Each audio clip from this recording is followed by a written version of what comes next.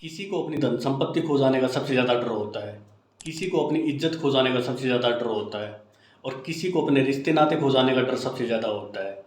लेकिन अगर सबसे ज़्यादा डर किसी चीज़ को खो जाने का है तो वह है व्यक्ति के विवेक का खो जाना, व्यक्ति में विवेक का मर जाना, अर्थात उसकी कॉन्शियंस, उसकी अंतरात्मा का मर जाना।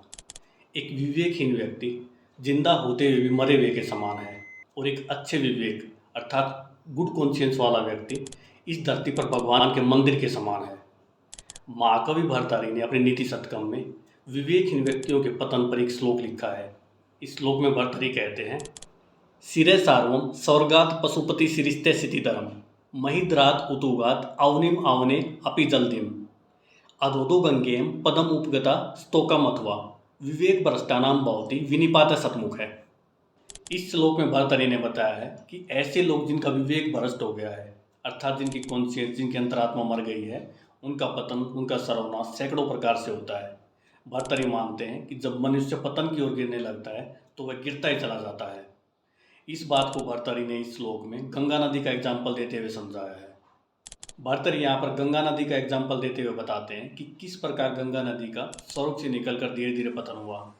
पहले गंगा स्वर्ग से निकलकर भगवान शिव की जटाओं में उतरी, उसका फिर से पतन हुआ और भगवान शिव की जटाओं से निकलकर हिमालय पर उतरी, फिर हिमालय से वह धरती पर आई और अंत में समुद्र में जा गिरी। यहाँ पर भर्तृहरि समझाना चाहते हैं कि जिस प्रकार गंगा नदी का स्वर्ग से निकलकर समुद्र में गिरने तक धीरे धीरे पतन हुआ, वैसे ही एक विवेकहीन प्राणी का सैकड़ों प्रकार से धीरे धीरे पतन होता ही चला जाता है। सभी लोगों में एक कॉन्शियंस होती है जिसे कि हम अंतरात्मा की आवाज़ या फिर परमात्मा की आवाज़ भी बोलते हैं। जब भी व्यक्ति को गलत काम करने वाला होता है तो उसकी कॉन्शियंस, उसकी अंतरात्मा की आवाज़ उसे वार्निंग देती है कि यह गलत है और उसे यह नहीं करना चाहिए। अगर उस समय वह व्यक्ति अपनी अंतरात्मा की आवाज़ को सुन लेता है तो आने वाले समय में उसकी अंतरात्मा की आवाज़ और भी ज़्यादा स्ट्रॉन्ग हो जाती है और नेक्स्ट टाइम जब भी वह कोई गलत काम करने वाला होता है तो वह उसे और ज़्यादा स्ट्रांगली मना करती है। लेकिन दूसरी तरफ अगर व्यक्ति पहली बार में अपनी इस अंतरात्मा की आवाज़ को अनसुना कर देता है तो धीरे धीरे यह आवाज़ कमज़ोर पड़ती चली जाती है और फिर एक समय ऐसा आता है जब व्यक्ति के अंदर से आवाज़ आनी ही बंद हो जाती है और वह पतन की ओर जाता चला जाता है। इस सिचुएशन में व्यक्ति पूरी तरह से विवेकहीन हो जाता है और उसे सही या गलत की कोई पहचान नहीं होती। एक विवेकहीन व्यक्ति अपना तो हर तरह से पतन करता ही है, बल्कि वह सोसाइटी के लिए भी बहुत घातक होता है।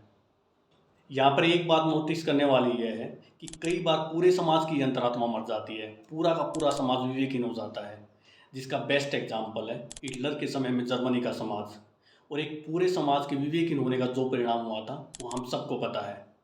वर्तमान समय में हमारे देश में जो मॉब लिंचिंग की घटनाएं होती हैं वह भी हमारे समाज के लोगों के समूह के विवेकहीन होने का एक परिणाम है। इससे आप आइडिया लगा सकते हैं कि किसी भी व्यक्ति की अंतरात्मा की आवाज़ उसके खुद के लिए और समाज के लिए भी कितनी ज़रूरी है। यह आवाज़ व्यक्ति के लिए एक साइलेंट टीचर की तरह काम करती है।